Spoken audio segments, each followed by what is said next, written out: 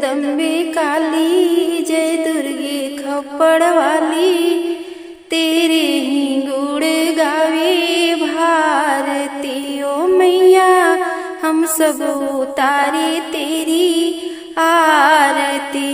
अम्बे तू है जगदम्बे काली, जय दुर्गे खप्पड़ वाली। तेरे ही गुण गावे भारती ओ मैया, हम सब उतारे तेरी आरती। तेरे भक्त जनों पर माता भीड़ पड़ी है भारी, माँ भीड़ पड़ी है भारी। दानव दल पर टूट पड़ो माँ, दानव दल पर टूट पड़ो माँ, करके सिंह सवारी। 100 सिंहों से है बलशाली, अष्टभुजाओं वाली। दुखिए को दुख को निवारती ओ मैया, हम सब उतारे तेरी आरती।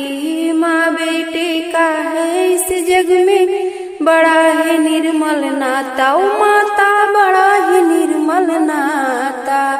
पूत कपूत सुने है परना, पूत कपूत सुने है परना। माता सुनी कुमाता सब पे करुणा दर्शाने वाली, अमृत बरसाने वाली। नैया भंवर से भारती ओ मैया, हम सब उतारे तेरी आरती।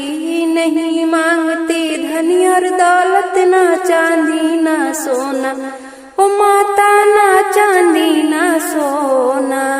मैं तो मांगू माँ तेरे मन का, मैं तो मांगू माँ तेरे चरणों का एक छोटा सा कोना।